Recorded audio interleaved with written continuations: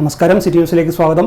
ഇന്ത്യയിലെ ആദ്യത്തെ super capacitor ഉൽപാദന കേന്ദ്രത്തിന്റെ ഉദ്ഘാടനം ഒക്ടോബർ 1 കാലത്ത് 9:30 കല്യാശ്ശേരി കെൽട്രോണിൽ മുഖ്യമന്ത്രി പിണറായി വിജയൻ നിർവഹിക്കുമെന്ന് കെൽട്രോൺ MD KG കൃഷ്ണകുമാർ വാർത്താ സമ്മേളനത്തിൽ അറിയിച്ചു.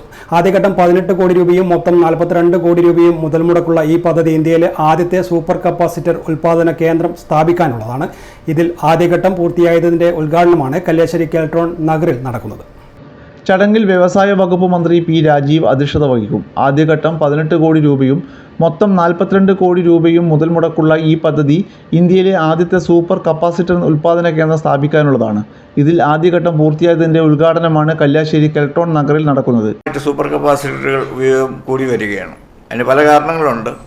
ലിഥിയം അയോൺ ബാറ്ററിക്ക് പല ഡെഫിഷ്യൻസീസും ഉണ്ട്. തണുപ്പ് രാജ്യങ്ങൾ, പ്രത്യേകിച്ച് UK പോലുള്ള രാജ്യങ്ങളിൽ സൂപ്പർ കപ്പാസിറ്റർ കൂടുതൽ ഉപയോഗിക്കാൻ തുടങ്ങിയിട്ടുണ്ട്. ചാർജ് സ്റ്റോറേജിന് ഇപ്പോൾ തന്നെയാണെങ്കിലും പല ആപ്ലിക്കേഷൻസും നിങ്ങൾക്ക് കമ്പനിയിൽ തന്നെ ഞങ്ങൾ പല ആപ്ലിക്കേഷൻസിൻ്റെ പ്രോട്ടോടൈപ്പ് ഉണ്ടാക്കിയിട്ടുണ്ട്. പ്രത്യേകിച്ച് ഇലക്ട്രിക് വെഹിക്കിൾസ്, അതിൽ സൂപ്പർ കപ്പാസിറ്ററും ബാറ്ററിയും കൂടെ ചേർന്ന് ഹൈബ്രിഡ് കപ്പാസിറ്റർ എന്ന് പറയും. അല്ലെങ്കിൽ സൂപ്പർ കപ്പാസിറ്റർ മാത്രമായിട്ട് ചെറിയ വെഹിക്കിൾസ് ഉണ്ടാക്കാം.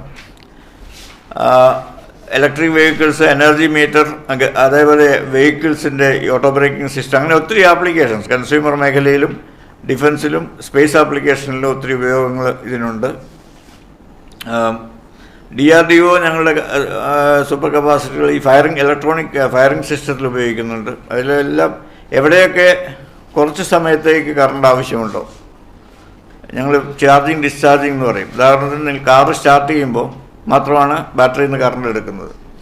അതിനുശേഷം ഡൈനാമയിൽ നിന്നാണ് വർക്ക് ചെയ്യുന്നത്. സ്കൂട്ടറായാലും ബാറ്ററി ആണെങ്കിലും ബൈക്കാണെങ്കിലും സ്റ്റാർട്ട് ചെയ്യുന്ന സമയത്ത് മാത്രമാണ് കറണ്ട് ബാറ്ററിയിൽ നിന്ന് എടുക്കുന്നത്.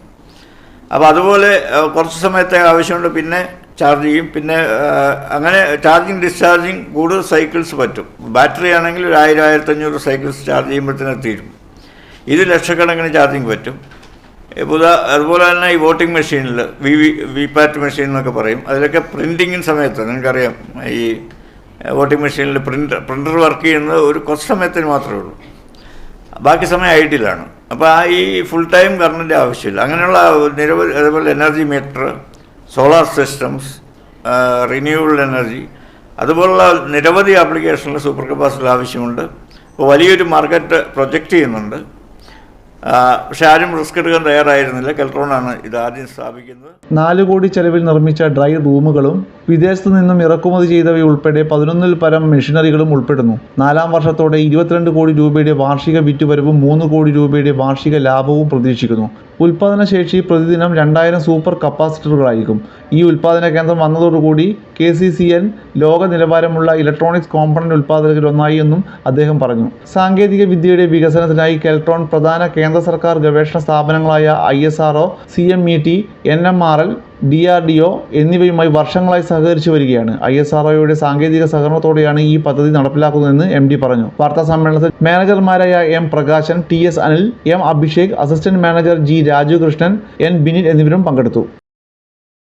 കൂടുതൽ വാർത്തകൾ അറിയുവാൻ സിറ്റി ചാനൽ വാട്സ്ആപ്പ് ഗ്രൂപ്പിൽ ജോയിൻ ചെയ്യുക. ഒപ്പം YouTube ചാനൽ സന്ദർശിക്കുക. വാർത്തകൾ ഇവിടെ അവസാനിക്കുന്നില്ല. മറ്റൊരു വാർത്തയുമായി വീണ്ടും കാണാം. നമസ്കാരം.